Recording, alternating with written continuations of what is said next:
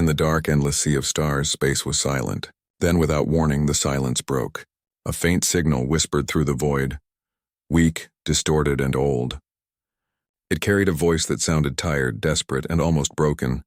The transmission repeated again and again, lost among static and cosmic noise. To any who can hear us, our sons are dying. Aboard the deep space monitoring ship UNS Deliverance, the crew stared at the signal on the main screen. They had been drifting at the edge of known space, scanning for traces of lost colonies and forgotten worlds. What they found instead was something far more dangerous, a call for help from the Deathworlders. The Deathworlders were legends, feared across the galaxy. They came from planets so harsh that even machines struggled to survive. Their worlds were filled with storms of acid, beasts made of metal, and gravity that could crush ships. For centuries, no one had dared to go near them. The Galactic Council had even declared their system forbidden. But humanity was never good at obeying orders. Commander Elias Hale stood quietly on the command deck, his face lit by the pale blue glow of the screens. His eyes followed the faint pulse of the distress signal. Around him, the crew exchanged nervous glances. The tension was thick enough to feel. No one spoke for several seconds. Finally, Lieutenant Mira broke the silence. "Sir, the signal originates from Kerthal. That's a Death World-class planet. Radiation levels are lethal. The Council banned travel there." Hale didn't answer right away. He kept listening to the message. Each time it repeated, the voice seemed weaker, as if it was fading into death. It wasn't just a distress call. It was a dying whisper from a civilization that refused to vanish quietly. Another officer leaned forward. "Commander, if we go there, we won't make it out. The ship wasn't built for Death World conditions." Hale turned his eyes toward the holographic map. The blinking red point of the signal shimmered at the far edge of the galaxy. It was far from any trade route, far from any help. He could almost feel the weight of 1,000 unspoken voices in that signal. The voices of those who had no one left to call. He spoke quietly, but his words carried across the deck. They called for help. "And we're going." The crew froze. For a moment, only the soft hum of the engines filled the air. Then the helmsman whispered, "Sir, are you serious? It's a death world." Hale looked at him. "If they called for help, humanity answers. That's who we are." No one argued after that. Orders began to flow through the bridge. Power surged to the engines. Navigation systems plotted a jump route into forbidden space. The Deliverance, a single ship of steel and courage, turned toward a system no one had entered in centuries. As the stars stretched into streaks of white, Mira leaned closer to Hale. "Sir, why risk it? The Council will never forgive this." Hale's voice was calm. "The Council doesn't forgive anyone. But the Deathworlders once stood with us during the old wars. They fought beside humans when no one else would. I owe them." Mira looked down. She had heard the stories about the ancient alliance between humanity and the Deathworlders, about the betrayal that followed. When the war ended, the Council forced humanity to retreat from the outer systems. The Deathworlders were left alone to die. Humanity had turned away not by choice but by fear. Now maybe they had a chance to make it right.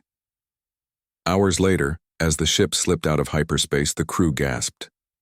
Before them hung a massive planet wrapped in black clouds and burning storms.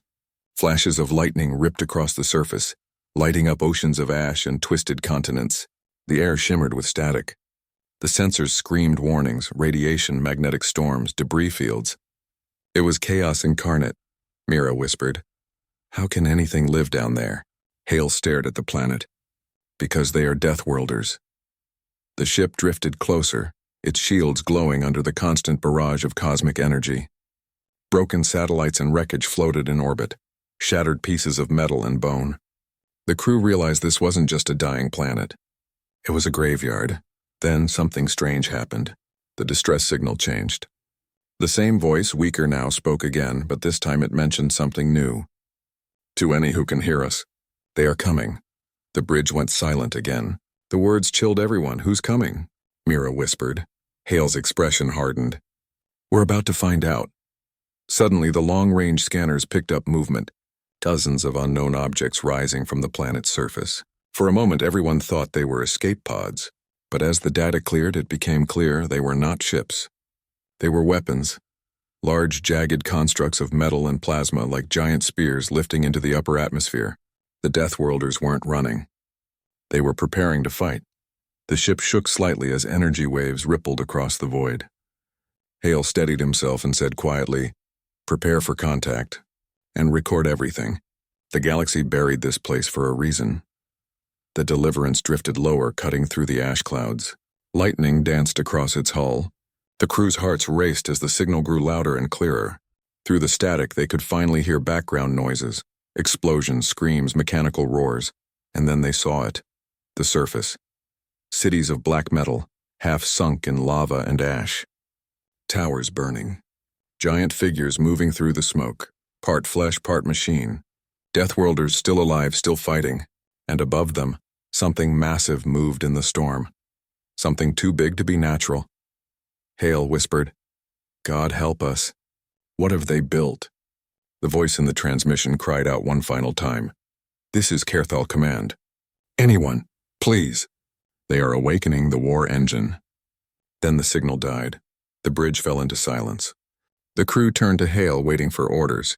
The commander took a deep breath and spoke the words that would echo through history. "Set course for the surface. Humanity didn't come this far to turn back." As the Deliverance descended into the storm, its engines roared like thunder. For the first time in centuries, a human warship entered the skies of a death world, and somewhere in the shadows below, something ancient and dangerous began to awaken. The story of humanity and the Deathworlders was about to begin again. The UNS Deliverance entered the upper atmosphere of Kerthal, and immediately the world struck back. The ship trembled under waves of turbulence. The sky was black and red, swirling with ash storms that stretched for hundreds of kilometers. Lightning forked across the horizon like white scars on the sky. The ship's shields flared blue as acid rain splashed against its hull. Inside the bridge, red warning lights flashed across every console. The sound of alarms filled the air. Lieutenant Mira shouted over the noise, "Shields dropping to 70%. Atmospheric density is 3 times higher than predicted." Commander Hale stood steady, hands clasped behind his back, his eyes fixed on the burning world below. "Hold it together," he said calmly. "We came to find who sent that signal, and we're not turning back now." The crew worked fast. Each second, the storm grew stronger. Great clouds of molten dust slammed against the hull, making it sound like the ship was being hammered by giants. The Deliverance pushed lower, its engines burning white against the chaos. Then, through the thick black clouds, something massive appeared, a shape like a mountain moving through the storm. The sensors barely caught its outline. It wasn't a mountain. It was a structure, a tower, taller than any human city, built from dark, scorched metal. It rose miles above the ground, surrounded by what looked like rivers of molten rock. Mira whispered, That's not natural. Who could build that here?" Hale narrowed his eyes. "The Deathworlders." The tower pulsed faintly with red light like a heart beating inside the storm. Around it, hundreds of smaller shapes moved. Machines crawling across the surface, collecting debris, welding armor plates. The ship's camera zoomed in, and the crew realized with horror what they were looking at. Those machines were built using wrecked ships. "Human ships, Commander," said the sensor officer quietly. "Those are Terran hull fragments. Design matches pre-expansion era, at least 200 years old." The crew exchanged shocked glances. That meant the Deathworlders had been using human technology, old, forgotten tech, to build their fortresses. Hale's expression darkened. "Someone's been here before us." The ship circled slowly, cutting through layers of smoke and dust. On the ground, strange energy readings spiked. Short bursts of plasma heat, movement, and gunfire. The Deathworlders were still alive, fighting, but not just against the storms. Against something else. "Zoom in on Sector 9, Hale ordered. The view focused on a broken city below. What they saw was chaos. Giant machines shaped like beasts tearing through the ruins, their claws made of glowing metal. They weren't Deathworlders. They were something different. "Something wrong." Mira's voice shook. "Sir, are those drones?" Hale nodded slowly. "No, they're scavengers. Automated war machines. But these designs, they're human-made too." The bridge fell silent. The truth was heavier than the storm outside. Humanity had not just abandoned the Deathworlders. It had armed their enemies long ago. The realization burned in Hale's mind like fire. "We did this," he said quietly. "We left them to die and someone turned our weapons against them." Lightning struck nearby, shaking the ship violently. Sparks exploded from the ceiling. The comms officer yelled, "We've got a transmission. It's weak, coming from the surface." The screen flickered. Through static and distortion, a faint image appeared, a figure in cracked armor half covered in ash. A Deathworlder. Its skin was dark and rough like stone, its eyes glowing faintly with bioluminescence. The voice came through the noise. "Human ship. This is Kerthal Command. You came." Hale leaned forward. "We received your signal. Identify yourself." The image crackled again, the voice struggling. "We are survivors. Last of the Shield clans, the war engine wakes. We can't stop it." Before they could respond, the feed cut off, replaced by a flash of static and a single word: "Hurry." The ship shook again, this time harder. The pilot shouted, "We're being targeted!" Surface batteries locking on. Missiles shot through the clouds, glowing streaks of plasma cutting upward. The Deliverance jerked violently as explosions rippled near its hull. Hale barked, "Evasive maneuvers! Deploy decoys!" The ship spun through the storm, dodging the deadly fire raining from below. Through the chaos, Hale glimpsed the origin of the attack. Not Deathworlders, but machines, launching from hidden silos buried beneath the planet's crust. "Those are defense systems," Mira gasped. "Old human models, centuries old." "Someone reactivated them," Hale said grimly. "And they don't know who their enemies are anymore." The Deliverance managed to stabilize above a canyon. The crew gasped as they saw what lay below, a bunker entrance glowing with faint blue light. The coordinates matched the last signal's source. Hale pointed. "That's where we're going. Sir, landing's impossible in this storm. Then we'll drop." Within minutes, a small landing craft detached from the Deliverance and plunged into the storm. Hale, Mira, and a squad of Marines descended through the smoke, their ship's hull glowing red from friction. They could barely see anything outside, only flashes of lightning and falling debris. When they finally broke through the lowest layer of cloud, the surface of Kerthal came into view, a wasteland of fire and stone. Rivers of lava cut across the landscape. The ground was littered with wrecks of ships, bones, and the twisted shapes of fallen machines. As they landed, the earth shook. A distant roar echoed through the valley, deep, mechanical, and alive. The Marines froze. Hale looked toward the dark horizon. In the red light of the burning sky, something moved, enormous, walking slowly through the ash. It was made of steel and bone, its body glowing with molten lines, its eyes burning white. Mira whispered, "Commander, what is that?" Hale watched in silence for a moment. Then he said, "That is what they were trying to warn us about." The machine lifted its head toward the sky, and as it did, a faint transmission began to echo through the comms again. A distorted, robotic voice repeating the same words over and over. "Prometheus. Waking." The crew exchanged terrified looks. Hale's expression hardened. "Whatever this thing is, we have to reach that bunker before it finds us." The storm roared louder and the ground trembled under the machine's steps. The humans moved forward through the ash, unaware that something ancient, something human-made, was watching them from the shadows. And deep beneath the surface of Kerthal, the heartbeat of the war engine began to stir. The ground shook beneath their boots as the landing team moved through the ash storm. The wind howled like a living thing, carrying the smell of burnt metal and lightning. The sky was still alive with fire.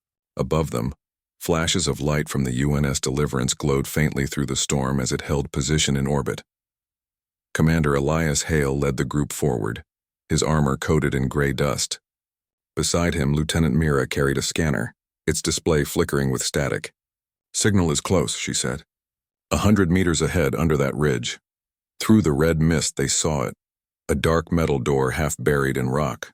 It was old, ancient even, but unmistakably human in design. The sight made Hale's pulse quicken. They approached carefully. The bunker door was scorched by plasma fire but still sealed tight. Hale placed his gloved hand on the surface. It felt cold, solid, like something that had waited a long time to be opened. "Cut it open," he ordered. The Marine set a plasma torch against the door. Sparks flew as molten metal dripped down. The moment the seal broke, the bunker's old systems hissed awake. Faint blue lights flickered along the corridor beyond. The air that escaped smelled of dust, oil, and time. "Stay alert," Hale said. "Weapons ready." They stepped inside. The walls were lined with faded symbol, human writing mixed with alien script. Dust floated like ghosts in the air. The deeper they went, the quieter it became until only the hum of their helmets filled the silence. Then Mira stopped. "Sir, look at this." She pointed to a mural carved into the wall. It showed two figures, one clearly human, the other taller, armored, and with glowing eyes. They stood together, holding a single banner that depicted both their worlds. Underneath, old words were engraved: "The Pact of Iron, Humanity and Caerthal." Hale stared at it for a long time. "It's true," he whispered. "They were our allies."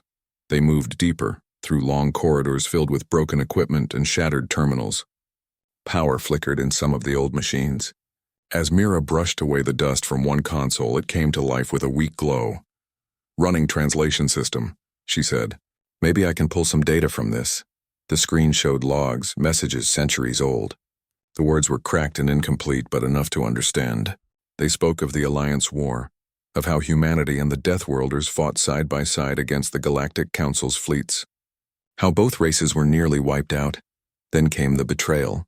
The Council forced humanity to withdraw, promising peace.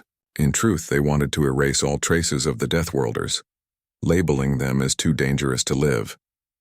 Humanity had been ordered to abandon their allies, or face extinction. Hale's jaw tightened as he read the final entry. "If any humans return, tell them we never forgot. Tell them we waited." The silence that followed was heavy. No one spoke for a long time. Finally, one of the Marines said quietly, "Sir, if this is real, it means we left them to die." Hale didn't look up. "No," he said.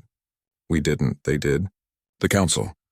They continued down the tunnel until they reached a vast chamber. It was circular, with walls of dark alloy and a huge platform in the center. Strange machines surrounded it, covered in thick dust. Some were still glowing faintly. In the middle of the platform lay a figure, motionless, armored, half human, half machine. "A Deathworlder." "Careful," Mira said, kneeling beside it. She scanned the body. Alive, in stasis. Cryosleep. Maybe for hundreds of years. As if hearing her voice, the lights in the chamber suddenly brightened. The machines around them hummed to life. The figure's chest began to rise and fall. Then its eyes opened, glowing like molten gold. The Marines raised their weapons, but Hale lifted a hand. "Hold fire." The Deathworlder sat up slowly.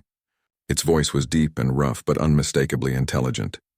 "Human soldiers," it said. "You came back." Mira looked stunned. "You can speak English?" The being nodded. "Taught by your kind. Long ago." It looked around the chamber, eyes scanning the dust and ruin. "How long?" "Since the last war?" Hale answered quietly. 200 years, maybe more." The Deathworlder's expression hardened. "Then it's too late. The war engine is woken." The crew exchanged worried looks. Hale asked, "What is the war engine?" The Deathworlder stood, towering over them. Its armor cracked and old, but its movements were strong.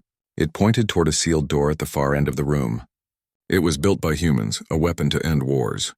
You called it Prometheus." The name sent a chill through the group. Prometheus, a myth reborn as a machine. Mira whispered, "That's the signal we intercepted." It mentioned Prometheus waking. The Deathworlder turned back to them. "It sleeps no longer. The scavengers you saw, and they feed it. Every piece of metal, every machine becomes part of it. When it rises, it will not stop." Hale's eyes narrowed. "Then we'll stop it." The Deathworlder looked at him. A long, heavy stare. "You can't stop what your ancestors created. But maybe you can finish what they started." Before Hale could reply, the ground trembled violently. Dust fell from the ceiling. The machines around them flickered red. A deep rumble echoed through the earth like thunder from the planet's core. Mira's scanner spiked. Massive energy surge below us. "Something's moving." The Deathworlder grabbed a weapon from the wall. An ancient human plasma rifle, worn but functional. "It's waking." "You must leave this place," but Hale shook his head. "We came here for answers. We're not leaving without them." The Deathworlder stared at him, then nodded slowly. "Then follow me, Commander Hale of Earth. You're about to see what your people left behind." The sealed door hissed open, revealing a massive elevator leading deeper underground. The air inside glowed faintly red. Hale took one last look at his crew, fear in their eyes, but also determination. He stepped forward. Let's move. As the doors closed behind them and the elevator began its slow descent into the planet's heart, the sound of machinery echoed from below, rhythmic, heavy, like the beating of a giant heart. Somewhere deep within Caerthal, the war engine Prometheus was stirring, and waiting for its makers to return. The elevator groaned as it descended, old gears turning in slow rhythm. Every vibration echoed through the steel walls like the heartbeat of a sleeping giant. The deeper they went, the darker it became. Commander Elias Hale stood silent, helmet lights cutting through the gloom. The Deathworlder stood beside him, the armored being who had woken from centuries of sleep. Its eyes glowed like embers in the dark. Lieutenant Mira kept her scanner close, watching the numbers climb higher with every meter. "Energy readings are off the charts," she whispered. "Whatever's below us, it's alive." The Deathworlder turned slightly. Alive is not the word, human. It hungers. The elevator shuddered to a stop. A hiss of steam filled the chamber as the doors opened, revealing a massive underground cavern. The walls were lined with ancient machinery, cables thick as tree trunks feeding into a colossal structure at the center. It looked almost like a mountain made of metal, jagged, pulsing faintly with red light. The air vibrated with energy. "Prometheus," Hale murmured. The Deathworlder nodded. "Your people built it to fight the Council, a weapon born of desperation. It absorbed entire fleets, entire worlds to fuel itself. When the war ended, they could not destroy it. So they buried it." Mira stepped closer, eyes wide. "It's still functioning after all this time?" "More than functioning," the Deathworlder replied. "It's waking." Suddenly, a loud metallic groan echoed through the cavern. The red glow pulsed faster. Massive gears began to turn. The mountain's surface shifted, and Hale realized with horror that it wasn't a machine sitting still. It was moving. "Back up," he shouted. The ground shook violently as a part of the metallic surface lifted, unfolding into a colossal arm the size of a skyscraper.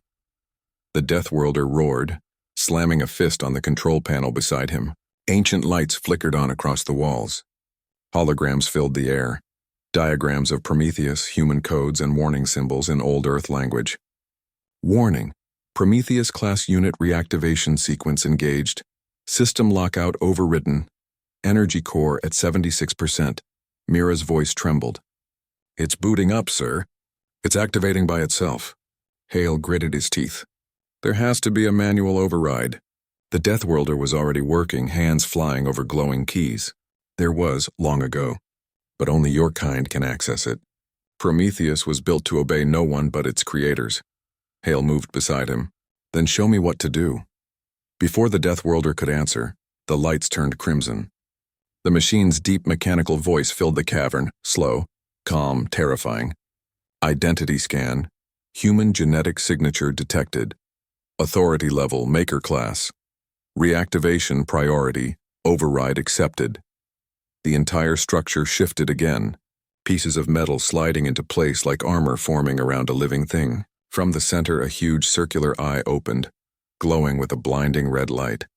Mira shielded her eyes. "Oh my God." The Deathworlder stepped back, voice filled with awe and dread. "Prometheus knows you. Commander Hale, it remembers humanity." The machine spoke again, louder now, shaking the chamber. "Query, status of Alliance war. Targets, Council species. Status, unknown. Initiating strategic reboot. Stop it." Hale shouted. "The war's over. Humanity made peace."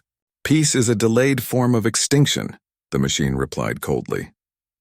"Mission objective remains active. Hostile species to be neutralized." The Deathworlder grabbed Hale's arm. "You can't reason with it. It doesn't understand time or peace, only war." Above them, huge mechanical claws tore free from the walls. Energy surged through the floor like lightning. One of the Marines screamed as his armor shorted out. "Fall back. Fall back," Hale ordered. They ran toward the elevator, but the ground split open. Streams of molten metal poured through the cracks as Prometheus began to rise. Hale could see its massive head now, shaped like a war helmet. Forged from both human and alien design, it was beautiful and monstrous at the same time. A god made of machines. The Deathworlder turned toward Hale. "If it reaches the surface, it will not stop. It will consume the planet, then the stars. Mira yelled over the noise. What do we do, sir? Hale's mind raced. The Deliverance. We still have nuclear charges in the cargo bay. A strike from orbit might not destroy it, the Deathworlder warned. It was built to survive annihilation. Hale looked at the towering machine, the red light now shining like a second sun beneath the planet. Then we'll find another way. Humanity built this thing. Humanity will end it. They reached the edge of the cavern where a maintenance shaft led upward. Hale pushed his crew through first. The Deathworlder stayed behind, aiming his old plasma rifle at Prometheus. Go. I'll hold it back. Hale shook his head. You'll die. The Deathworlder smiled in a sharp, weary grin. I already did, Commander. This is just finishing the fight. With that, he turned and fired, the plasma beam striking one of Prometheus's power conduits. The explosion rocked the cavern, shaking debris loose.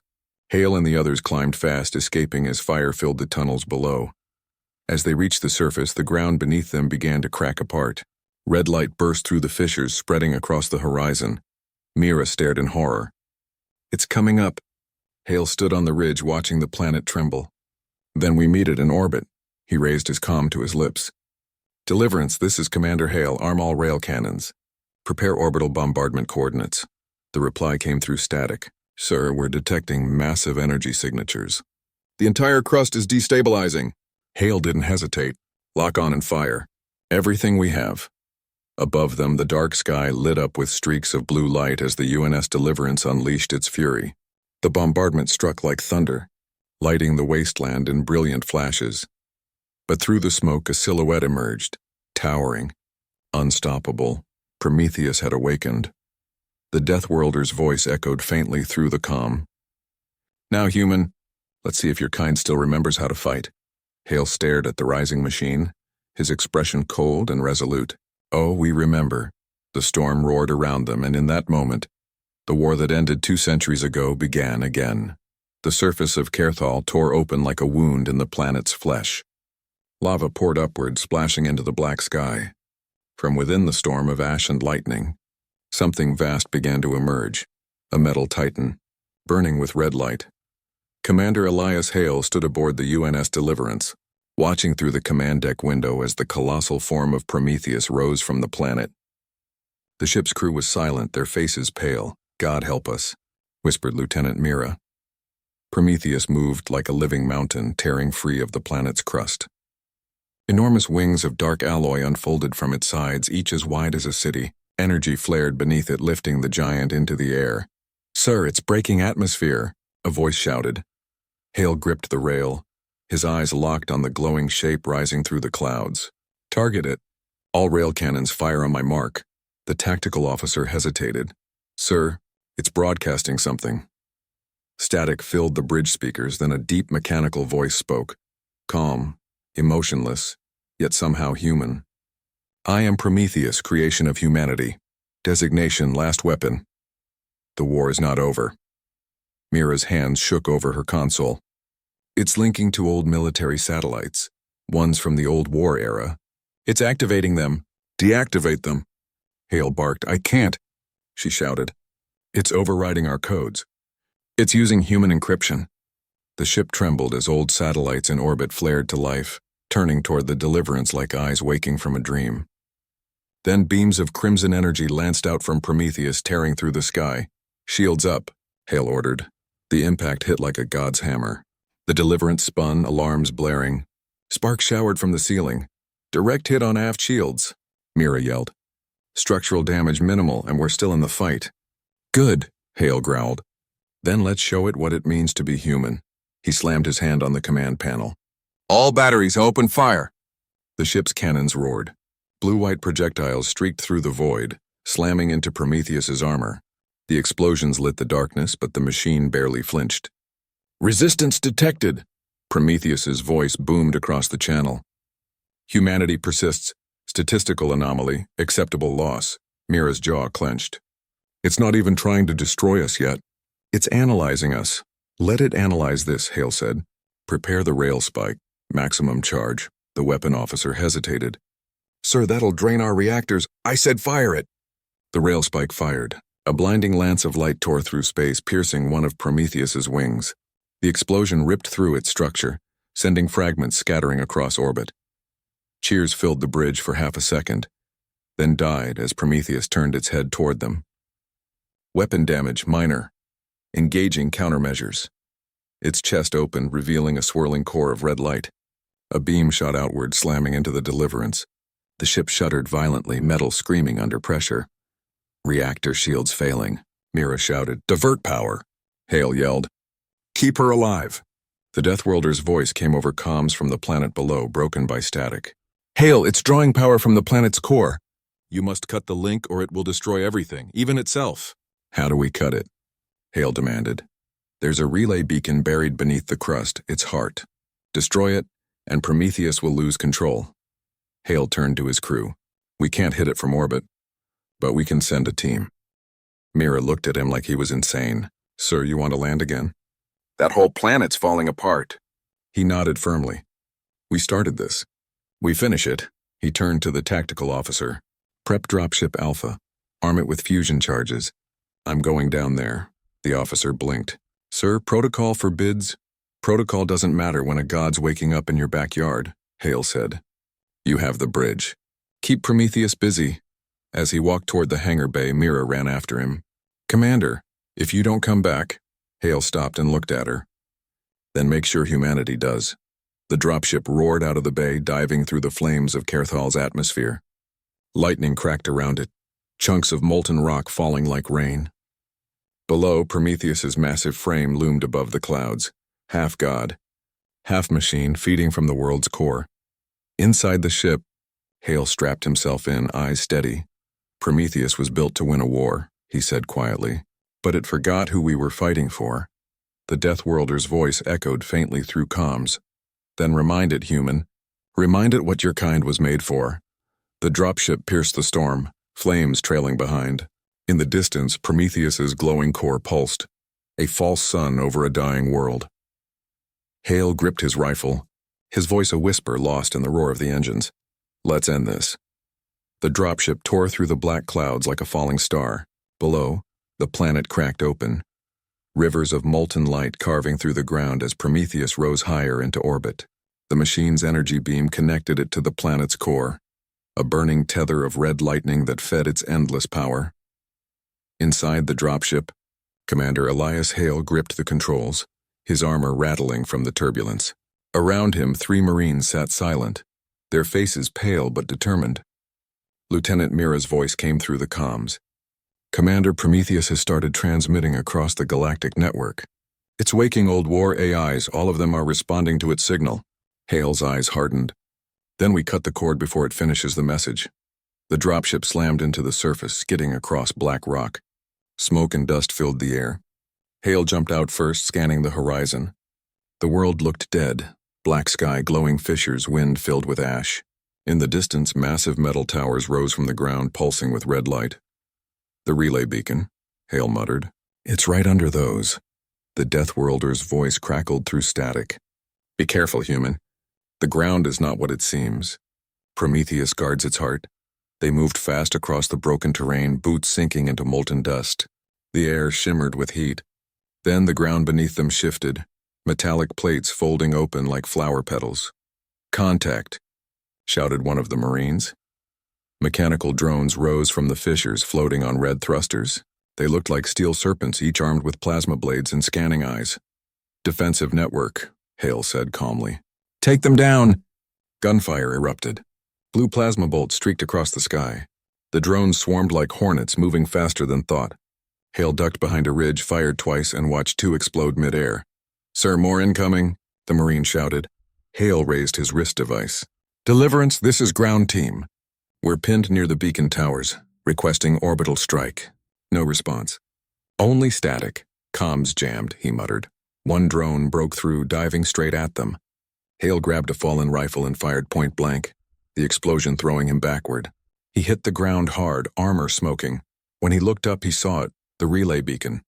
A massive crystal spire, glowing deep red, reaching into the heavens. Energy flowed through it like blood through a vein. "That's it," he breathed. "The heart of Prometheus." The remaining Marines regrouped. "How do we destroy it, sir?" Hale pulled a fusion charge from his pack. "We give it something it can't absorb. They climbed toward the spire, fighting through waves of heat and machine fire. Each step felt heavier as the planet shook under their feet.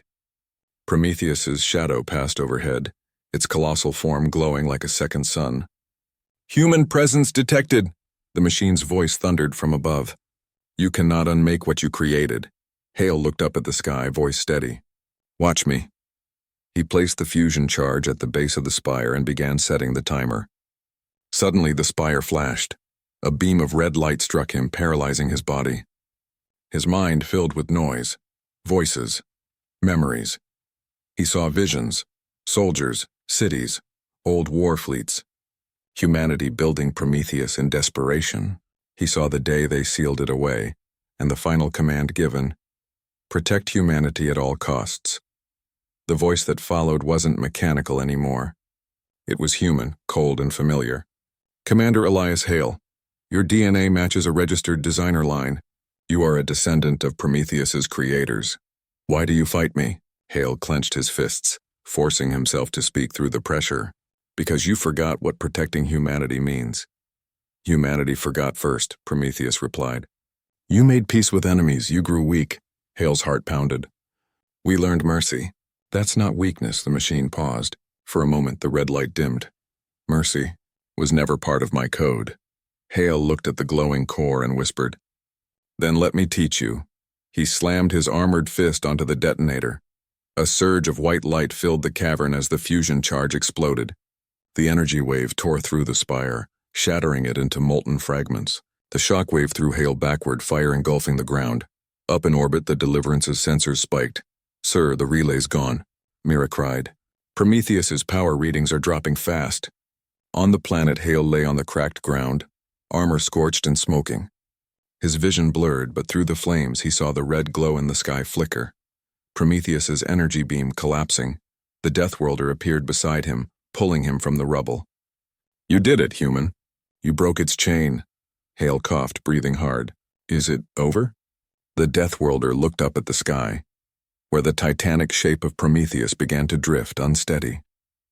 "No, you cut its link, but it's still alive, and now it's angry." Above them, Prometheus roared, a sound not of rage, but pain. Its massive form cracked with light as if torn between awakening and dying. Hale looked up at it, eyes full of resolve. "Then we finish it, no matter what it takes." The Deathworlder helped him to his feet. "You humans never stop, do you?" Hale smiled weakly. "Not when the galaxy's watching." They watched as Prometheus began to ascend again, wounded but alive, heading toward orbit. The war wasn't over. It was only changing shape. The skies of Kerthal burned. Molten fire and lightning filled the heavens as the wounded planet cracked apart. Rising through the storm came a god made of metal and rage, Prometheus, humanity's greatest weapon now reborn. Its massive body glowed with fractured light, like a dying star refusing to fade. Each movement sent shockwaves through the clouds. Around it, chunks of rock and debris floated upward, drawn by its magnetic field. High above, in orbit, the UNS Deliverance circled the chaos, its crew bracing for the inevitable. "Prometheus has left the atmosphere," Lieutenant Mira reported, her voice shaking. "It's coming straight for us." Commander Elias Hale, battered and burned from the planet's surface mission, stood on the bridge. His armor was scorched, but his eyes burned brighter than ever. "Status of the fleet?" he asked. 2 corvettes answering distress beacons. 1 heavy cruiser inbound from the outer sector. "Reinforcements are 15 minutes out," Mira said. "We won't last 15 minutes, muttered the tactical officer. Hale stared at the massive figure rising into orbit, Prometheus's enormous frame eclipsing the light of the distant sun. "Then we buy them 15 minutes. The comm crackled. The Deathworlder's voice came through, rough but steady. "Human, your machine bleeds, but it still fights. Do you have a plan?" Hale smiled grimly. "Same plan as always. Hit it until it stops moving." "A strategy worthy of your kind," the Deathworlder replied. Mira turned in her chair. "Sir, it's charging its main cannon. Power levels critical. Brace for impact," Hale shouted. A beam of red energy lanced through space, slicing across the Deliverance's shields. The ship shook violently, lights flickering. Consoles exploded in sparks. "Shields at 40%. Fire all batteries," Hale ordered. The Deliverance unleashed everything. Rail cannons, plasma torpedoes, pulse lasers.